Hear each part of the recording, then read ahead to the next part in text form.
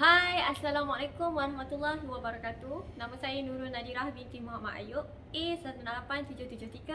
Hari ini saya akan membentangkan satu tajuk yang menarik, iaitu asas teori ekonomi. Ekonomi merupakan satu alat yang digunakan untuk memudahkan kehidupan manusia, sama ada dari segi proses ataupun sistem yang digunakan oleh manusia sehingga memudahkan kehidupan mereka serta aktiviti mereka. Okey, nak lebih mudah faham dekat sini ialah jika anda berada di tempat kerja, dekat tempat kerja anda tu ada pelbagai ergonomik yang kita boleh lihat. Sebagai contoh, kerusi yang kita duduk tu, kedudukan, design, tempat dia dekat mana. Kerusi tu telah direka bentuk khas untuk kita ketika kita bekerja supaya memberi keselesaan kepada kita. Tak adalah individu nak kena duduk bawah kan. Jadi bila duduk atas, kita menaik, kedudukan kita tu selaras dengan komputer kita ketika kita menaik. Situasi itu memudahkan kita. Kerusi tu je adalah satu ergonomi. Kerusi tu adalah satu alat sebenarnya. Alat yang digunakan untuk memudahkan manusia. Selain itu, ada banyak lagi contoh lain di sekeliling kita yang menggunakan ergonomi. Sebagai contoh, ni paling jelas lah. Kalau kita dekat dapur, ada kabinet dekat atas tu. Kabinet tu nak memudahkan kita untuk kita ambil barang kat atas tu, kita pakai tangga. Tangga ialah ergonomik. Pintu ada pemegang tu, tak pemegang untuk kita buka pintu. Kalau kita tak ada pemegang tu, susahlah kita nak kena tolak pakai badan kan. Jadi kita gunakan pemegang tu untuk tolak pintu. Itu adalah ergonomik. Pelbagai lagi sebenarnya di sekeliling kita adalah ergonomik. Asas teori ergonomik ni sebenarnya nak menceritakan kepada kita macam mana idea ergonomik tu datang. Sebenarnya ergonomik ni dah ada daripada zaman dulu lagi. Jadi kita nak kaji sejarah yang ada sehingga munculnya ergonomik ni, dan sebenarnya apa tema-tema penting yang ada dekat dalam asas teori ergonomik ni.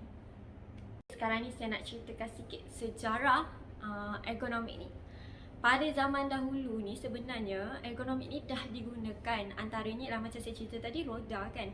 Mereka gunakan kayu untuk menggerakkan sesuatu barang. Jadi dekat situ je sebenarnya idea roda tu datang. Kayu tadi tu ergonomik yang digunakan. Jadi sebenarnya ergonomik ni dah bermula daripada zaman bila sebenarnya? Daripada 100 tahun yang lepas. 100 tahun lepas lagi dah ada munculnya ergonomik ni daripada zaman Greek lagi. Dan yang paling penting sebenarnya, ergonomik ni pernah digunakan idea ni ketika Perang Dunia. Apa sebenarnya idea dia? Kalau kita tengok Perang Dunia dulu kan, ada pelbagai sebenarnya alat-alat terkini yang dimunculkan, dan sehingga selepas Perang Dunia juga alat itu masih digunakan. Idea tentang ergonom ini datang daripada elemen di antara manusia dan persekitaran. Kalau daripada zaman dulu kita boleh lihat manusia hidup dalam keadaan yang agak susah lah. Jadi kehidupan mereka tak mudah. Mereka nak angkut barang, mereka kena gunakan kekuatan dan daya tubuh manusia itu sendiri. Ergonomik ni satu sains ke? Ini kita nak kena cerita sikit sebab terdapat beberapa perdebatan yang di antara tokoh-tokoh dahulu yang menyatakan ergonomi ni sains, ada yang kata ergonomi ni seni, ada yang kata ergonomi ni satu craft ataupun bidang sosial, kejuruteraan dan pelbagai lagi sebenarnya. Kalau ikut Neville Morris, sebenarnya dia percaya bahawa ergonomi ni adalah satu bidang kejuruteraan dan bukanlah basic science. Dia juga yakin bahawa ergonomi ni adalah satu seni ataupun arts yang digunakan oleh manusia dalam kehidupan mereka. Disebabkan ergonomik ni sebenarnya tujuan pembinaannya adalah untuk memudahkan kehidupan manusia dan meningkatkan keupayaan manusia itu sendiri, maka berlaku beberapa perdebatan sama ada dari mana sebenarnya ergonomik ni datang, daripada bidang mana sebenarnya.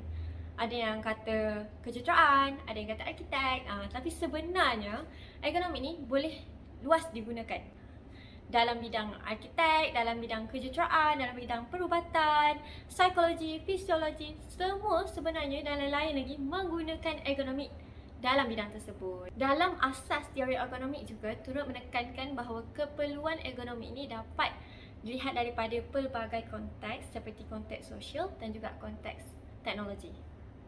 Asas teori ergonomik turut menekankan bahawa ergonomik merupakan penghubung di antara sistem dan juga manusia.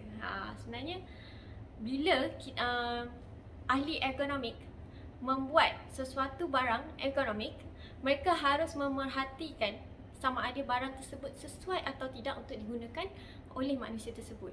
Contohlah, kita nak buat kerusi, jadi kita kena ukur dulu kerusi tu tak sama ada sesuai ke tidak dengan kedudukan manusia, selesa ke tidak, selamat ke tidak, semuanya harus diambil kira oleh ahli ergonomis.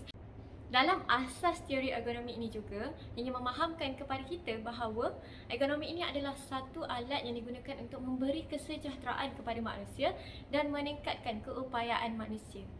Okeylah, contoh yang paling jelas, contoh terakhir mungkin saya nak bagi kepada anda semua ialah troli di pasaraya.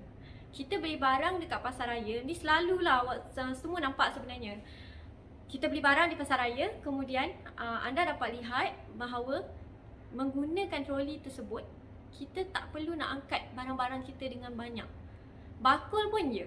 Jadi bila sesuatu alat itu memberi kemudahan kepada manusia dan memberi kesejahteraan kepada kita yang menggunakannya, maka itu adalah ergonomik. Sebelum saya mengakhiri pembentangan saya ingin membuat satu kesimpulan.